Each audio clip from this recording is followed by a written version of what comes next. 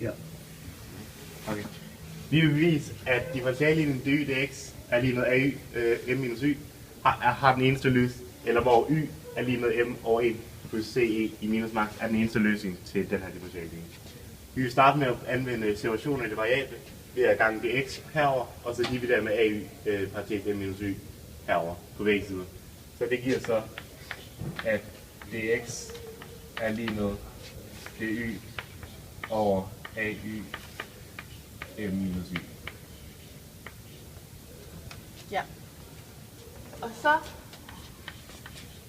vil vi gerne integrere begge sider, så vi tager integralet i x er lige med integralet af 1 over ay m minus y dy. Yes. Og så når vi integrerer dx, så går d og integraltegnet ud med hinanden, så der kommer til at stå x, og så når vi er integreret, så skal vi også huske at putte en konstant på. Og så herover der vil vi bruge den regneregel, at hvis vi ganger med m i både tæller og nævner, så giver det samme, da brøkene har den samme.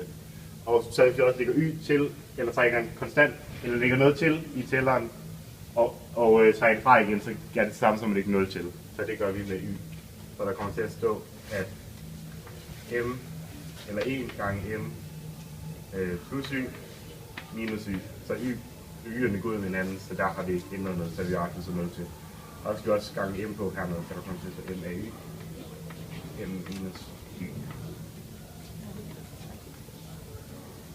Ja, og så, vi har stadig integralet her, og så vil vi gerne skille vores brøk i to. Så vi har stadig herover x plus c, og så har vi integralet af 1, og 1 den gang c på alt sammen, af y over m af y m minus y plus integralet af m minus y over m af y m minus y. Yes. Og så går herover der går y'erne så bare ud med hinanden. Her, y her, så der kommer til at stå, at 1 over m a integralet af 1 over m a har set m minus y. Der er y'erne bare ud med hinanden, og der står 1 gange med heroppe.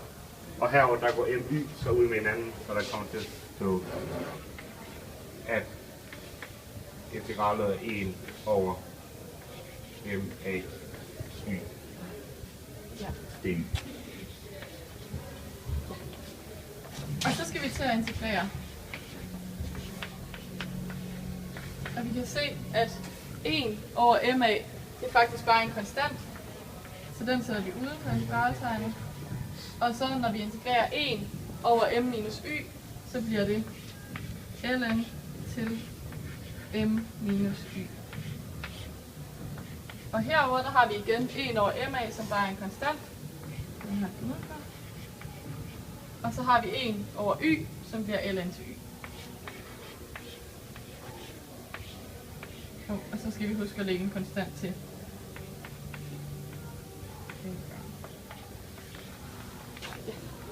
Yes. Og får vi Okay.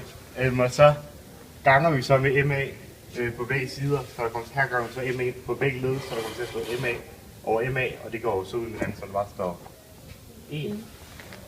Og det gør det så også her, så derfor, og så ganger vi så MA også på herover, og der kommer til at stå MA x plus c er lige med ln til n minus y plus c, eller plus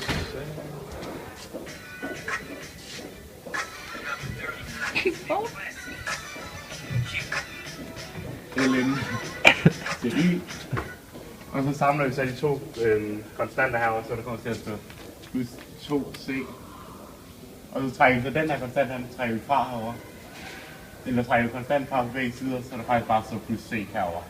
Ja. Og den kalder vi C. 1. Et. Sådan der. Ja.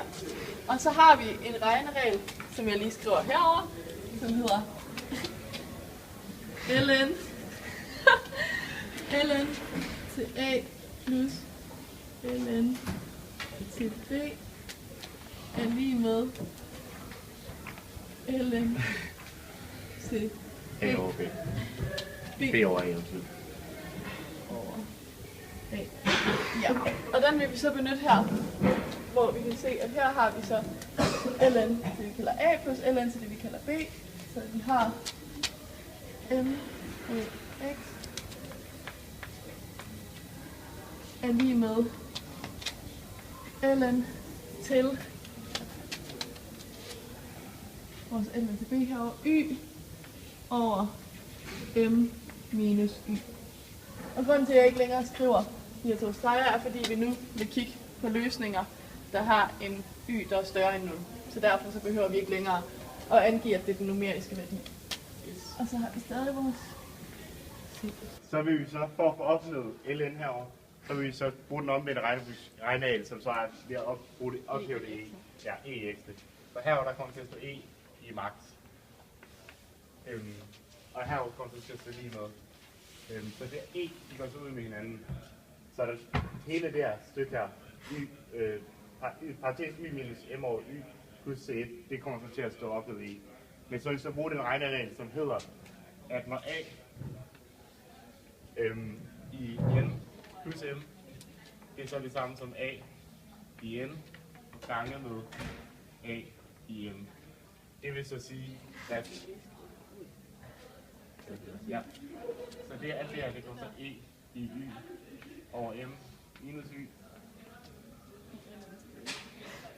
Nej, det går ikke. Okay. Plus c1. Det er så det samme som, så regner jeg herover, det vil så sige, at det er hvert led gange sammen. Det vil så sige, at e, og så går ln ud med hinanden, så der kommer til at stå e i y. Nej. Y over m minus y gange med e i c1. Sådan der. Og da e i c1, det så er e er en konstant, og så er c1 også en konstant, og en ny konstant, så vi så bare kalder til 2. Ja. Og så vil vi så gange med m minus y og c2 på begge sider. Det dividerer du med. Ja, jeg dividerer med c2. Så jeg starter med at gange med m minus y.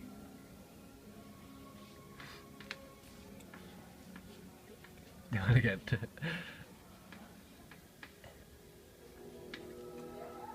Og herover der har vi så ganget med m minus y, så det kommer til at stå y.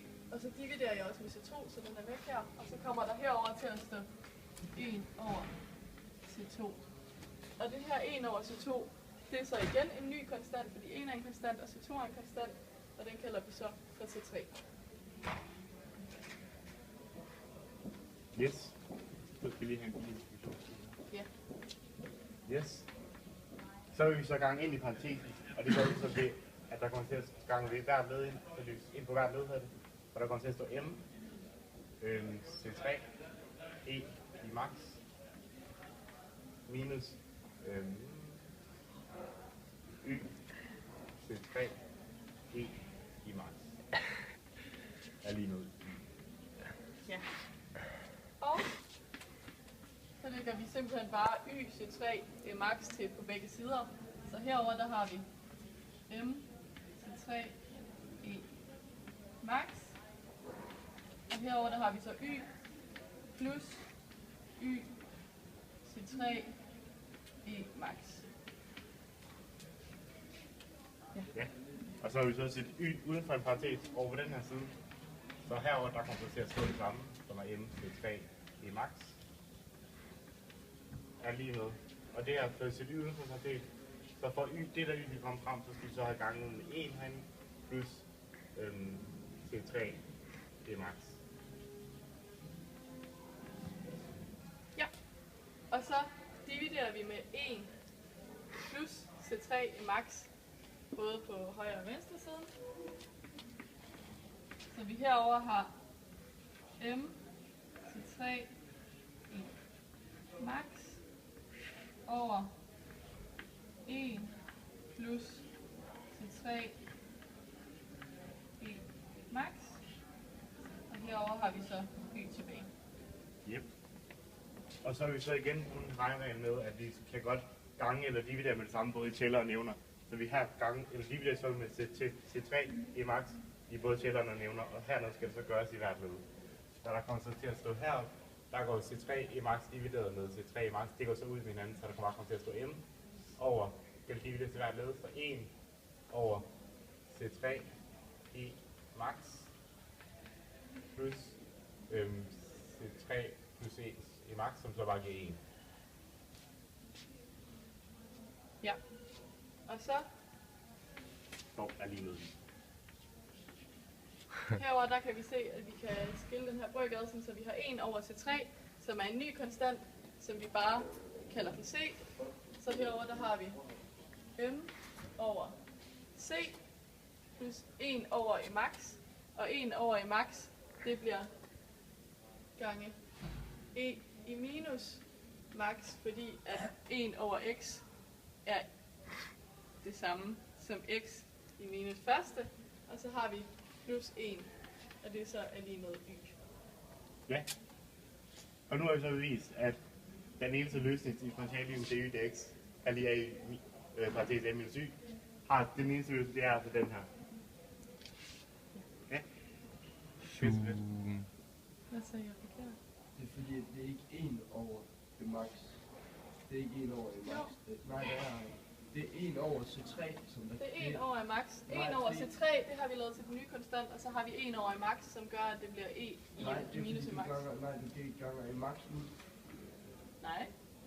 Nå, vil du ved? Det er fordi, Ja, det vil jeg godt ved ret meget, for her står der e opløftet i max, og det bliver e til opløftet i minus max, fordi Jeg er altså at ret sikker på, at 1 over x er det samme som x i minus første.